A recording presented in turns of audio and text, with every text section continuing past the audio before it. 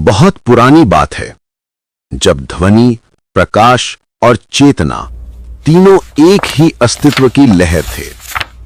तभी ऋषियों ने अनुभव किया कि हर ध्वनि, हर कंपन, हर मंत्र केवल शब्द नहीं बल्कि ऊर्जा का कोड है। देवी पार्वती ने शिव से पूछा, प्रभु, ये मंत्र क्या हैं? क्या ये कोई पूजा की विधि है?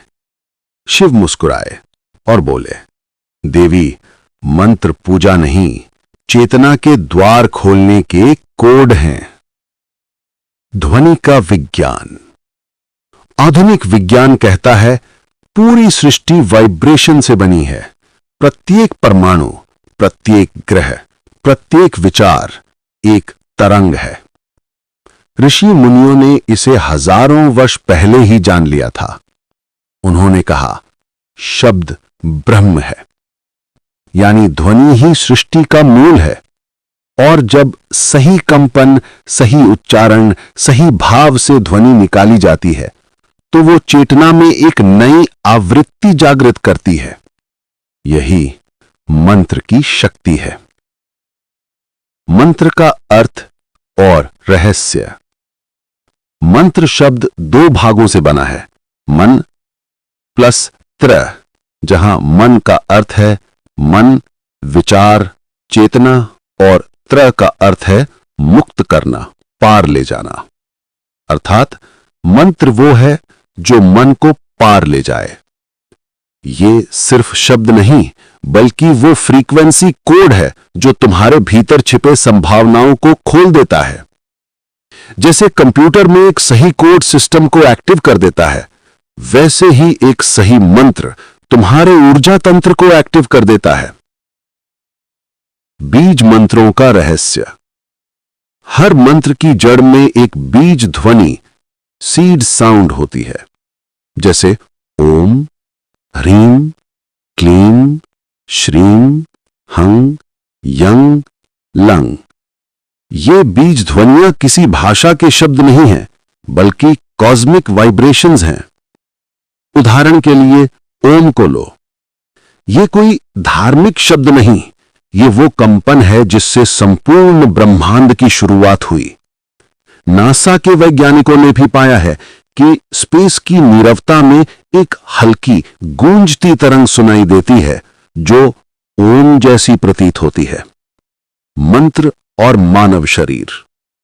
ऋषियों ने पाया था कि मानव शरीर में 7 प्रमुख ऊर्जा केंद्र हैं, मूलाधार से लेकर सहस्रार तक। हर बीज मंत्र इन चक्रों में से किसी एक को सक्रिय करता है। लम मूलाधार चक्र को जगाता है, वम स्वादिष्ठान को, रम मणिपुर को, यम अनाहत को, हंग विशुद्ध को, ओम सहस्रार को। इसलिए जब कोई साधक मंत्र का जप करता है तो वो केवल शब्द नहीं दोहरा रहा होता, वो अपने भीतर ऊर्जा के कोड चला रहा होता है। विज्ञान और ऊर्जा कोड। अब विज्ञान भी कहने लगा है कि ध्वनि से पदार्थ का आकार बदल सकता है। काइनेटिक्स नामक प्रयोगों में देखा गया कि जब ध्वनि को रेत या तरल पर डाला गया तो उसने सुंदर ज्यामितीय पैटर्न बना दिए। यह सिद्ध करता है कि मंत्रों का उच्चारण सही आवृत्ति में हो तो वो हमारे शरीर, मन और आसपास की ऊर्जा को पुनर्संरचित कर देता है। यही कारण है कि कुछ लोग केवल मंत्र जप से ही चेतन विस्तार और आरोग्यता प्राप्त कर लेते हैं। मंत्र साधना कैसे करें?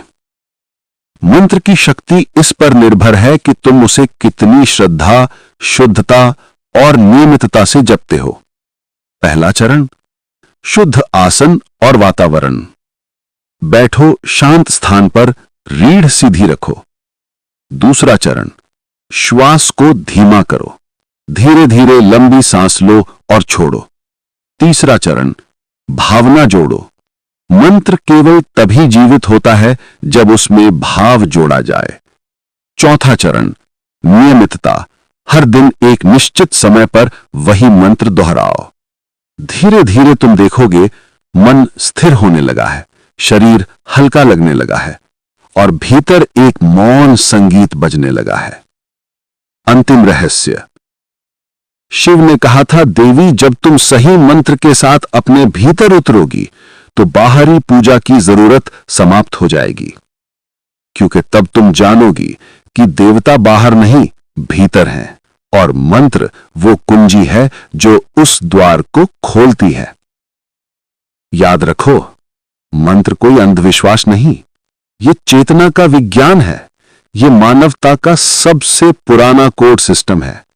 तो अगली बार जब तुम ओम नमः शिवाय या कोई भी मंत्र जपो तो उसे केवल शब्द मत समझो, बल्कि अपने भीतर के ईश्वर को जागृत करने का कोड मानो।